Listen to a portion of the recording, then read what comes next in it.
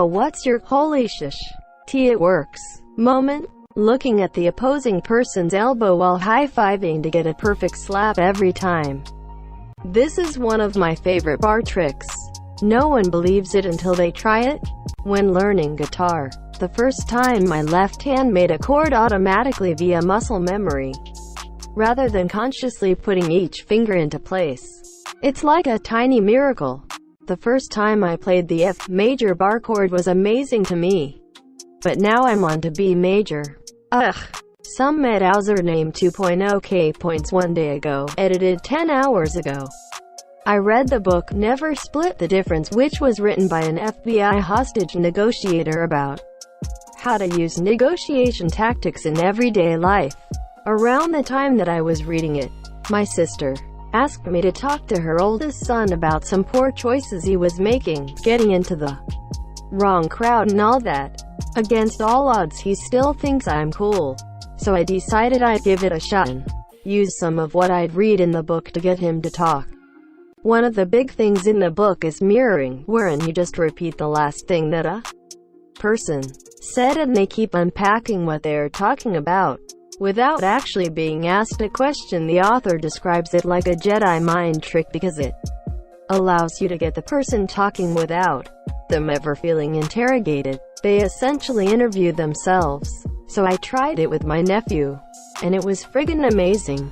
He's normally kind of quiet and doesn't like to talk too much about himself, but I asked him one question and then mirrored his response and boom, he started talking. I was amazed at how that junk worked. Edit. Many have asked, what do you do if it doesn't work? Obviously this can happen. That's where the other components of negotiation come in. One method is intentionally mislabeling something a person feels or believes, which motivates them to get talking. It sounds like you were frightened about this. I'm not frightened. I'm upset. That kind of thing. There are a bunch of different ways to get people talking. Also asking how questions whenever possible. Those are open-ended and give the person speaking the opportunity to explain something, and people generally like telling how they did things. It gives them a feeling of superiority. Don't ask why questions because they're accusatory. Try to get them to say no, as it gives them a feeling of safety, especially when you're okay with them saying no. When you hear someone express a belief, reword it back to them to show that you're listening and make it your goal to get them to say, that's right, which means they feel understood, rather than saying, you're right, which really just means stop talking.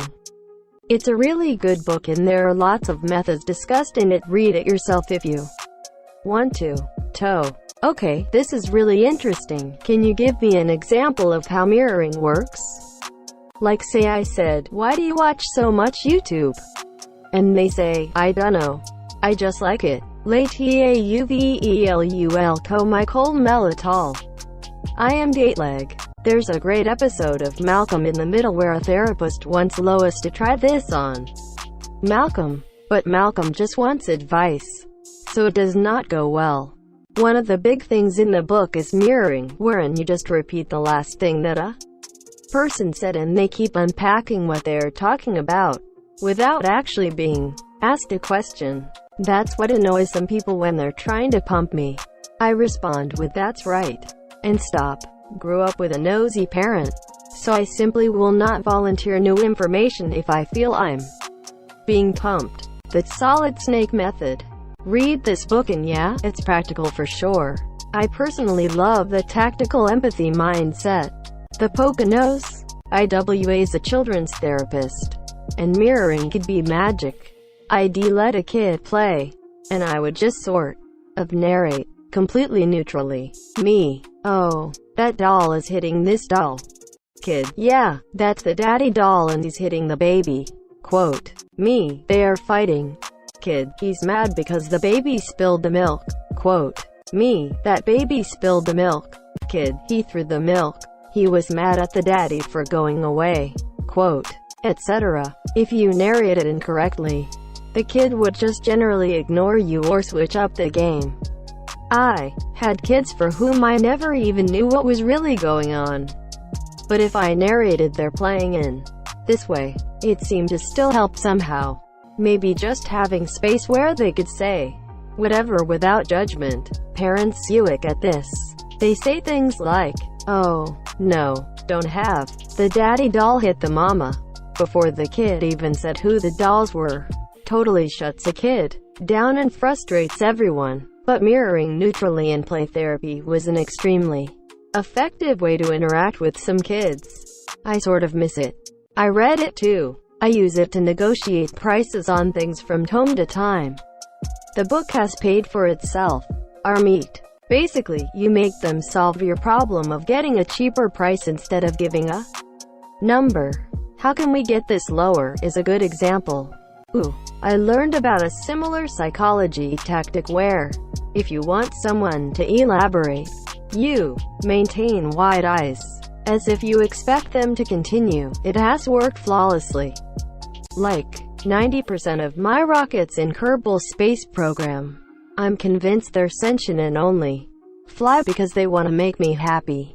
I just go into sandbox, smack on 20 or so rockets, a couple ladders, and wheels and call it a day. This one should be a lot higher, especially for the more complex rockets. Getting into orbit is one thing. It's something else entirely to land and drive a dune buggy on the moon, or have a big space station around Gilly, where you can just go on EVA and jump from orbit to the surface and back. My holy grail is to fly an ordinary subsonic manned airplane in Joule's atmosphere and then be able to return back to orbit. There's a theory in the Warhammer 40k universe surrounding the species called orcs. They have improbable spaceships and vehicles that are cobbled together and logically could never actually work. Massive blasters that are incredibly crudely made and look like they'd explode on first firing. And the orcs themselves can shrug off bullets and pass through the densest fields of fire virtually unscathed. Some believe that their belief in all of this is actually what gives it the power to make it happen. Perhaps your Kerbals are actually orcs? Who cares? 0978601.1 day ago, edited 18 hours ago. I had foot warts for years and tried various painful methods of getting rid of them that only seemed to aid their spread. Someone recommended tea tree oil to me and I scoffed at their essential oil bullshit. They bought it for me, so I figured I'd try it. Within the week they started to get smaller and recede. 3 months later the warts were completely gone and I could stop being embarrassed by my bare feet. This actually got a lot of people curious if anyone wanted to see. Here's a few pictures of the progress. When I started the whole process, I asked my doctor first and she suggested trying duct tape. Several months later of that not working, I had a dermatologist appointment and she recommended OTC wart remover, just waiting a few years for them to go away. That made my skin crack and bleed and it spread the warts to more parts of my foot. I tried digging at them with razors when the acid burned away the surrounding skin, and freezing some. Nothing showed any signs of helping until I tried the tea tree oil. Some organic remedies have worked with some success for centuries, but unfortunately a lot of it is caught up and cluttered with the modern hip and vogue bullshit to sell to gullible people. That's awesome. One time I had a wart under my index fingernail. I couldn't get wart medicine on it at all since it was under the nail.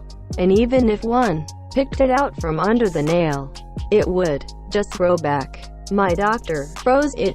It was immensely painful having my fingertip frozen. Didn't work. Then on vacation, I took the kids to a water park and we must have spent between 4 and 6 hours just playing in the water. Our fingers and toes were all pruned up. Over the next few days, the wart wasn't as tenacious, and after my nervous habit of picking at it one day, it never came back. I'm convinced it was because my finger had been soaking in salt, chlorine water for hours upon hours. I will certainly try tea tree oil the next time. I recall how I got rid of 3 warts on the same finger as a kid.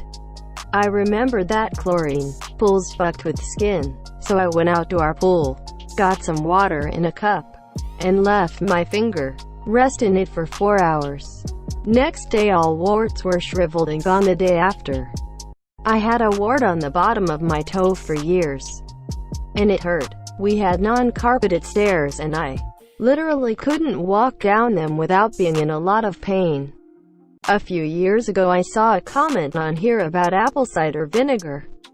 Decided, why not, and gave it a go. Soaked a bit of paper towel and used a band-aid. Did this for about 2 weeks straight, and the wart sort of detached, and I could just pull it off. Was so happy after. I had warts on my hands for years until I got a job cleaning a school. Part of the job was erasing blackboards. They still used those back then. And over the course of the year all the warts on my hands shrunk and disappeared, never to return. Turns out it was the calcite powder in the chalk dust that caked my hands every day. Grew up in a small town.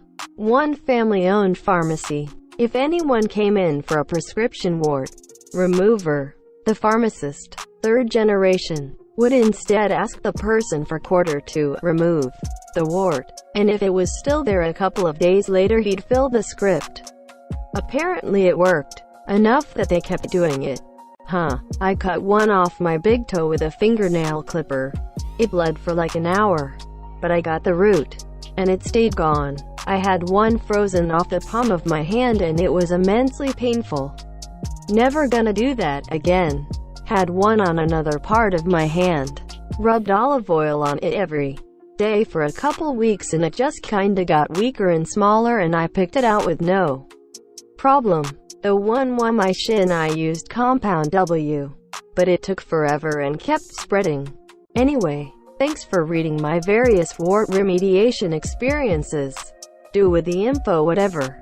LMLA. Years and years ago, I read that tea tree oil can prevent lice from choosing your head to infest. I don't know if it's scientifically accurate, but ever since then I've used a detangler spray on my hair that I've added tea tree oil to.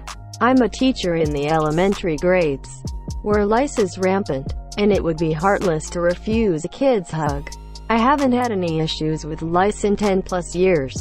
So, tar WXIMCW Almoilaret. Ace Moment 91 to 8 Bellercli Yas. Tea tree oil has to be one of the worst things I've ever smelled though. Had a wart on my foot and someone told me to scrape some pot resin from a bong and mix it with a little alcohol to make a paste. Glob it on the wart. Cover it with a band-aid and leave it for a V1 Lama 18 Olon. Et mem terlemi NY. I painted my hand blue for Halloween and when the paint came up all my warts were gone. Lowering my voice to diffuse an argument. We talk in volume or pitch. Both of these sound hilarious in an actual argument. Lowering your voice. Poaching an egg in a microwave. Had never managed to poach an egg. Always ended up with egg drop soup, which isn't what you want for breakfast. A Redditor mentioned the microwave method. Break the egg into a small bowl of water. Microwave for 45 seconds and gave it a go. And it bloody well worked. No muss no fuss. That was a proud breakfast. Ugly_lemons 242 points 21 hours ago, edited 20 hours ago. Did you know you can also whip up a pretty great hollandaise sauce in the microwave? You beat 2 egg yolks, 1/2 a lemon, juiced, and 1/2 a cup of melted butter and put it in the microwave for 15-second increments, each time beating it again until it's thick and then you season it to taste and that's it. You could do a whole eggs Benedict in the microwave and it's not even hard. Do you need to prick the yolks? 45 seconds doesn't seem like enough time. It takes me about 6 minutes on the stove. What am I missing? I tried this after I saw your post and the egg exploded. Still tasted good afterward though, smiley face. As a programmer, developer, every time a piece of code runs first time, no compile error, no seg fault or object not set to instance bugs. Just straight up works first time. Until the paranoia sets in and you remember to not trust any code that runs first time. Every time I compile code without an error, I assume it's not being run. Perhaps because I forgot to press save in the text editor, forgot to list the new file in the makefile, or somehow commented out the entire thing by accident. IMEIAE in REAM IUMEGLIL. The moment you talk to the code like it's some kind of criminal mastermind and you just beat it at its own game. Take that, you bastard. I fucking got you now. Very similar to Tom Hanks when he made fire in Castaway. Mr. Cthulhu 37 points 22 hours ago, edited 17 hours ago. Dude, I was literally going to put the exact same thing here. Every time it works first try. I'm always a little suspicious. One of my biggest moments of this is when I was transferring a project from one computer to another. I installed the things I needed to, moved all the folders, and waited for an error. Nope, no problems. Everything worked perfectly, just as it did on the other computer. At first I didn't trust it, but it's been approximately 3 months and it still works fine. I have no idea how. It's not working. Why? It's working. Why? What's it like being a programmer? I'm young and that sounds like an interesting career path to go down. Is it hard? Heliax Prime 121 points 19 hours ago, edited 7 hours ago.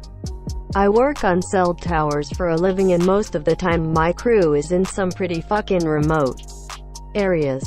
Truck battery died one day and it's about 8 p.m. getting real dark when we get the bright idea to jumpstart the diesel truck with 18V Milwaukee drill battery.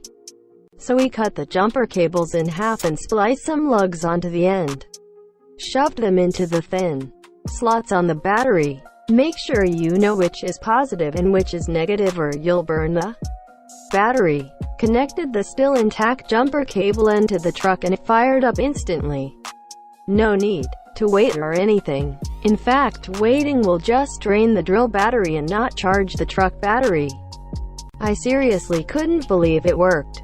Half my brain was telling me that it's stupid, but I worked as an electrician apprentice for 2 years, so the other half of my brain was like, well, theoretically, it should work. P.S. Just know your drill battery will be at 0% after that, so charge it again before you need it. I hope this comment doesn't get buried and actually helps someone. Edit. People are suggesting push starting it, but this tower was in a farmer's field and pushing a diesel truck through soft dirt wasn't gonna work. Even if it was possible, this method is far easier. Emo. Well, you have my upvote. How can you tell which side is positive on the battery, assuming they aren't labeled clearly? Not sure about new cars with all the complex electronics, but older diesel engines you can start by push start. Since diesel is ignited by pressure, you don't need a car battery to start it. Its use in this case is to power the glow plugs which warm the engine. Still, I've managed to start and run a diesel car even with a cold engine. No battery, no functioning glow plugs. All the as seen on TV bullshit my dad and I have bought. Most of it does exactly what it says, at least once. At least once? A ton of it is designed for helping with really specific disabilities, but are advertised more widely. Because 1. The real target market is tiny and 2. Normal folks be lazy. I heard this bit of advice for those who have ADHD or ADHD tendencies about giving yourself a certain amount of time for all the tasks that need to be done in a single day. You also make a list of things you want to do and you get to use the extra time to do something fun. My ass would procrastinate until the last moment, then sit and hate on myself for not doing the chores for an hour, and then use the last hour to do a rushed, mediocre job of whatever chores If the list doesn't work, try the reverse. List things you've done. It'll get the dopamine flow started. Also, when you know you just can't do something, make yourself give it 1, 2, or 5 minutes. There's a good chance that you'll keep going once you have got over the hurdle of starting noticing the first hint of a muscle from working out. This happened to me When I first started working out, I went 3 months without noticing anything. I was ready to give up, but I randomly stretched in front of the mirror one day and noticed my bicep flexing. That was an amazing feeling. Also, the first time someone compliments on your new muscles, that's the best feeling ever. Especially if you're like me and just don't notice that on your own. Baking a dead graphics card in the oven for 10 minutes at approximately 400 degrees really can bring it back to life. Not always, but it worked for me. Holy shit, it works. I used to fix my phone back when the password decryption or something similar was broken by stuffing it in the freezer for a few hours. Was able to log in without any issues each time afterwards, when before it wouldn't process my password. I have no idea how it worked. What you were doing was reflowing the solder on the board.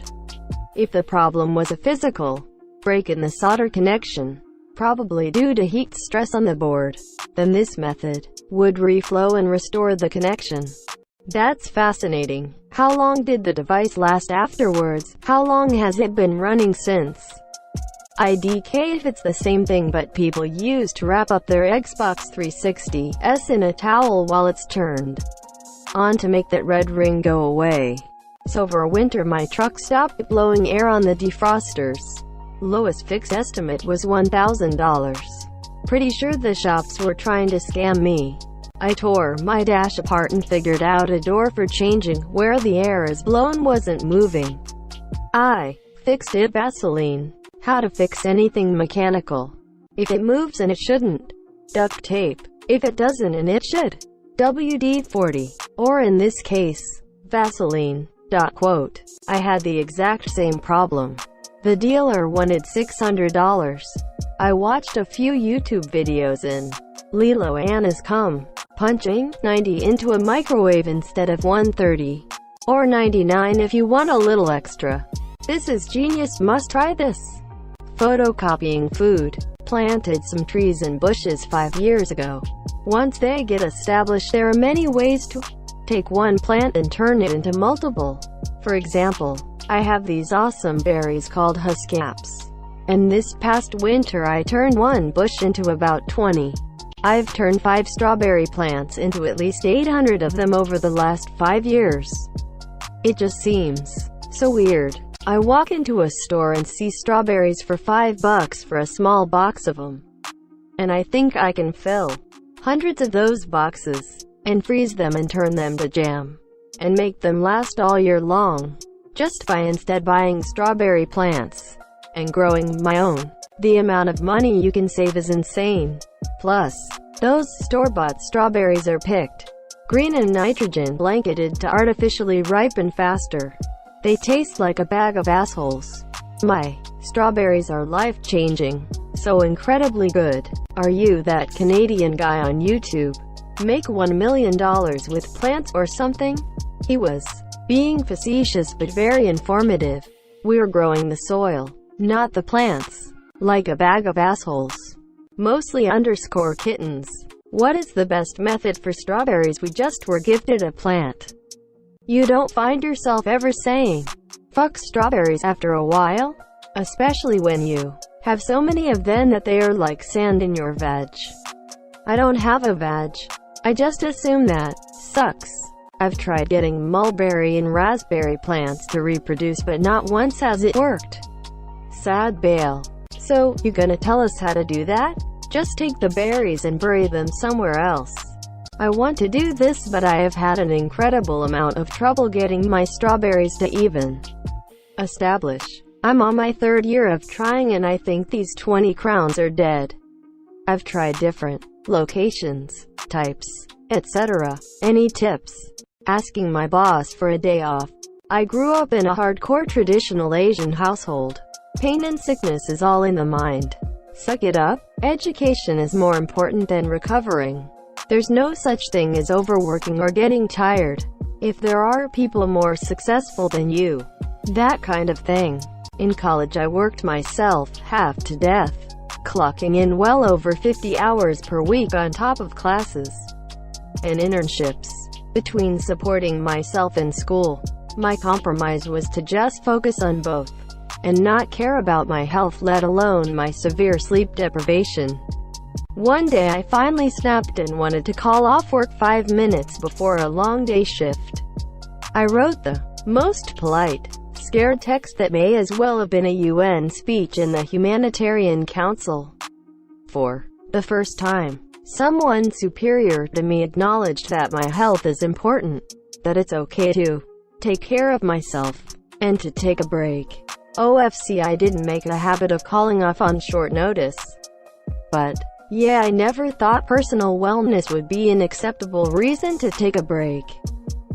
That an Asian boyfriend once told me he's never taken medicine in his life because his family doesn't believe in it. Crazy to me since they pushed him toward a medical career. But man, I just wish he would have taken a Tylenol when his head hurt. Definitely made me reevaluate how quickly I aid myself when I don't feel my best. When my brother got a job, followed immediately by, oh wait, no, false alarm. That's funny. Having my custom-built PC boot up for the first time after using nothing but YouTube and some Yale A1. My first computer was a home-built Apple clone, built from a bare PCB up, soldered on RAM and ROM sockets, as well as all the little filter caps and all the sockets for the TTL logic chips. The howl of delight when the screen lit up with the cursor was probably heard down the block. This would have been 82 or so. First PC build is always gratifying. Before you even close it, that first test run when the MOBO turns on and everything runs correctly. Well, usually I have to include computer parts with the zip ties. How the hell did you build a whole computer with just zip ties? Rub a walnut into the grain of lightly scratched wood furniture. Thanks, Ron. I told an older teammate of mine that I was having relationship troubles. His advice was to speak calmly to my girlfriend and tell her that I understood her, but she was not being very rational on LTSSI0S. The next time I got into a fight with her, I did exactly what he said, calmly telling her she was not being rational, and I couldn't believe it, but it actually worked. Fight was diffused and we made passionate love. Just kidding. We had the biggest fight we've ever had, leading us to go on a break for a couple of weeks. More of a holy shit, it doesn't work moment. Lol. As I was reading your story, I said to myself, this would be the first time in human history that this would work. I think that you're being irrational is where this advice falls apart.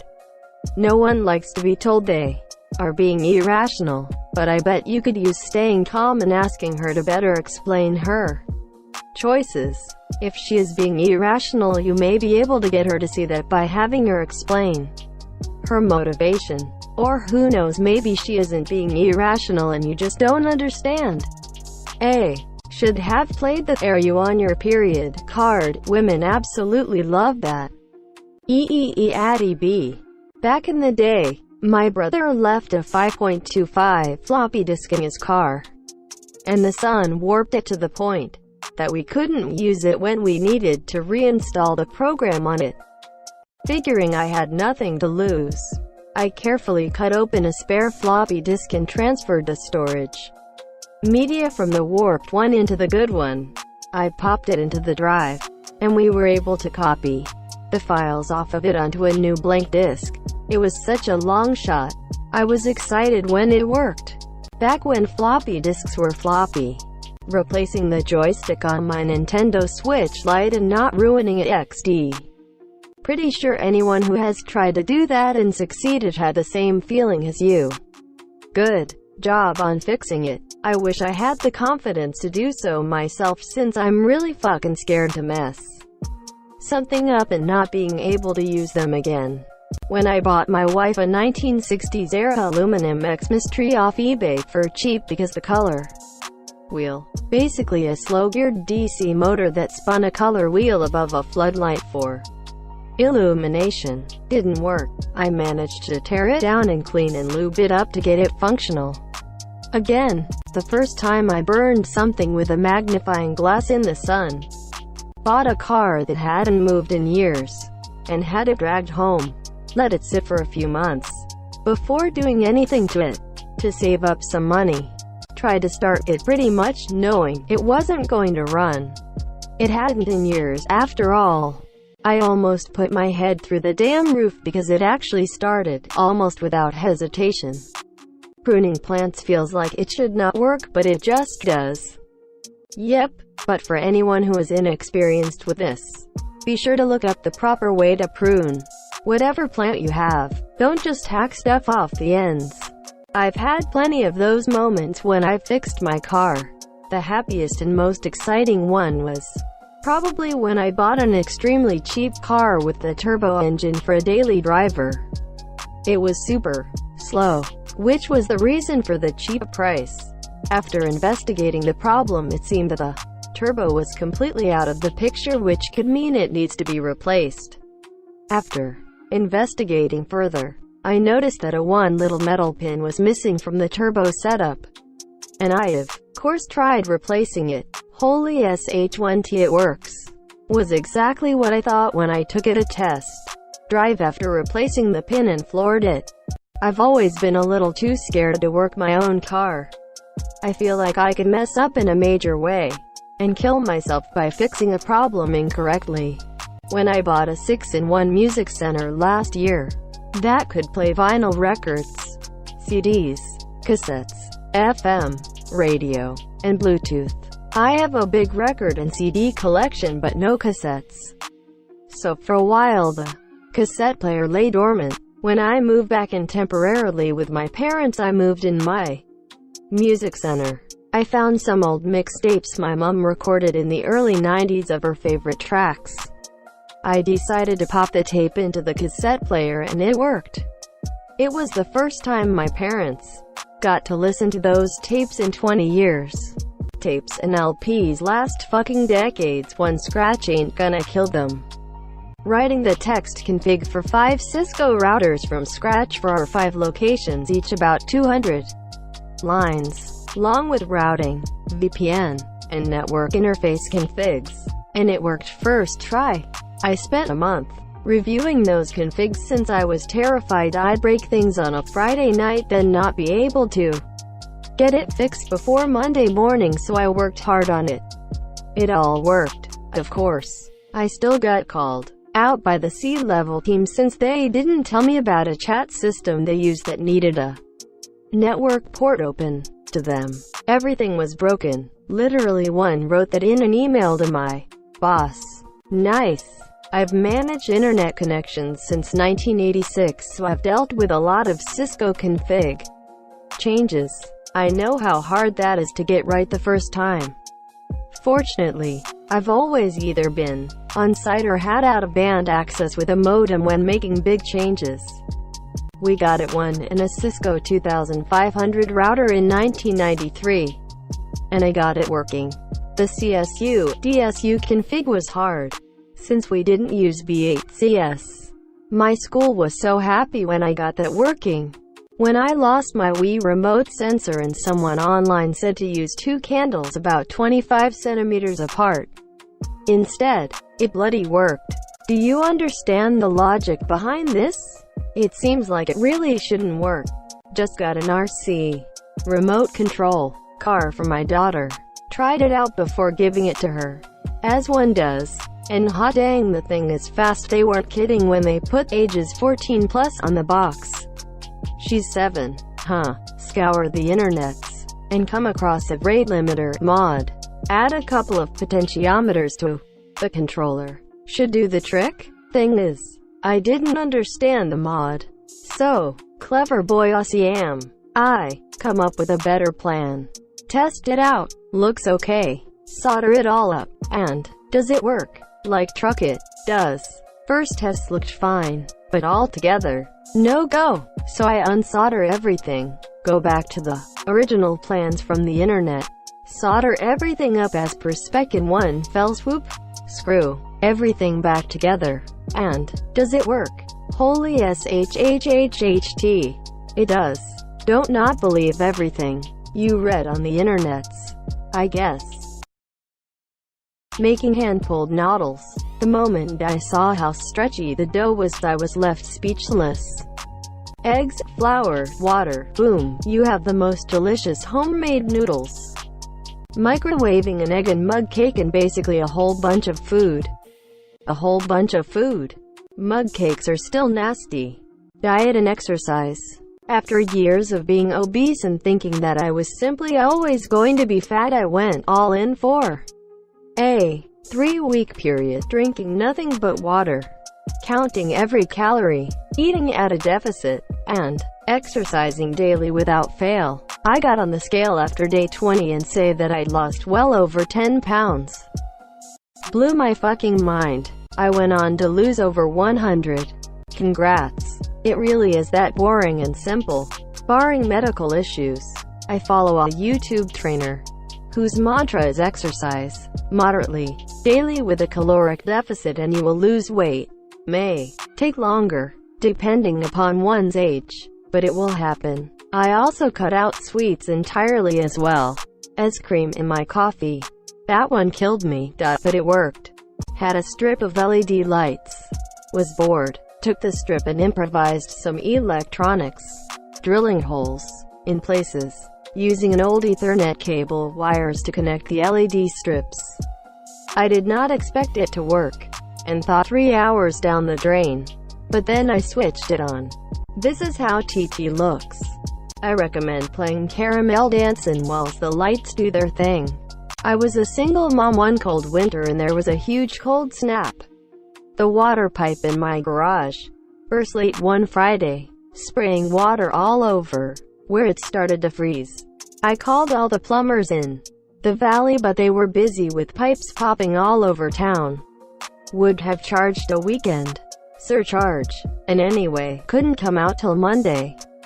So my kids and I figured out how to turn off the water supply to the house, and I replaced the broken pipes at the hardware store for $1.35.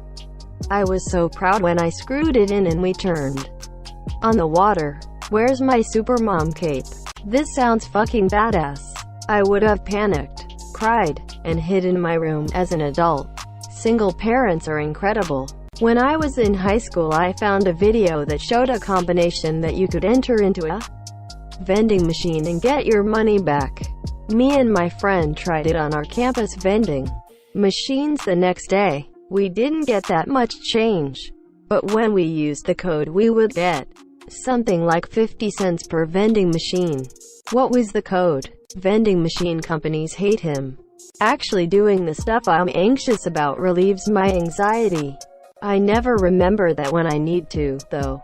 Wellness me. Well me by LMEDO me PLAML Mr. Alcel Meso. Union. Damn thing went through WWIL. I took it out to shoot and found that it did not shoot straight at all. Multiple different people tried to hit steel and paper targets and just managed to hit wildly high. Right or both. I fired up the old internet box and proceeded to seek a solution to my wayward former Nazi killer, only to be told by multiple old firearms blogs that Mosins were zeroed at the factory with bayonets attached and will not shoot straight without one unless they are re-zeroed. Something about barrel harmonics. Anyway, $30 and shipping, and a week later I was able to put this theory to the test. In my utterly unscientific trials I found that yes, the bayonet does indeed make the rifle shoot straight. My friend at the range and I were both very pleasantly surprised and had a good chuckle. Now I can ring steel dot and detonate National Socialist watermelons all day and night. TLDR, bayonet make communist garbage rot into bona fide bane of Hitler. Edit autocorrect does not like the words Mosin Nagant. This explains so much. Off to go attach the oversized flathead screwdriver, fire poker, stabby thing and test this on Na. For those wondering why Mosins are like that, remember that these guns were designed and also made mostly before and during World War I, and were leftovers for the next war, used due to necessity. In the old 1890s, when Mosin came into existence, military theorists in Europe seem to think that you need a giant bayonet on your rifle at all times to stop those scary cavalry charges. They stopped doing it after WW1 showed horse cavalry and big infantry fights across open fields are not a thing anymore due to machine guns. Shitty barrel harmonics, aka the barrel wobbling around as the bullet travels down the bore, affecting accuracy, is a common problem with old military surplus rifles. The bayonet acts as a weight at the front of the barrel and keeps it from wobbling around as much. A common way to make Mosins and other military surplus rifles shoot straight without the bayonet is shimming the barrel. It's a tried-and-true method of making old military bolt actions shoot better. What you do is get a beer can and some shitty old scissors you don't care about dulling. Then cut. Add a piece of beer can about ±1 wide and about 2 inches long. Then take the action of the rifle out of the stock and wedge your little beer can shim underneath the barrel near the muzzle. Then just put the rifle back together. This will introduce a slight upwards bend in the barrel which will keep the barrel from wobbling around during firing. If it has no effect in accuracy and the rifle still has erratic dispersion, try adding another shim or two on top of the one already in place. Accuracy will almost certainly improve, but you will likely have to re-zero the rifle afterwards, since the point of aim and point of impact will likely shift from the factory zeroing. It should also be noted that shimming the barrel may lead to the point of impact shifting around a bit when the rifle gets hot. But it's a bolt action. You basically have to run it as fast as possible to get it hot enough for it to be a problem. One final note is that a lot of Mosins imported to the US suffer from issues with a sticking and hard-to-operate bolt. This is usually due to old cosmoline storage grease caked in the chamber. Cleaning the chamber out thoroughly with a bronze brush and a strong solvent will usually fix that issue. Asterisk 67. Still won't works. Instead of prank calling, I use it to call clients off my personal phone when working from home. Not as fun. An oldie but a goodie. Literally half the code I write. Oh, good one. I got into tech the moment I got a Hello World out of the coding class one took on. Eels. Holy shit, I made the computer do a thing. I am a fucking wizard. Quote. First time I made a girl orgasm with a cunnilingus. I do love the feel.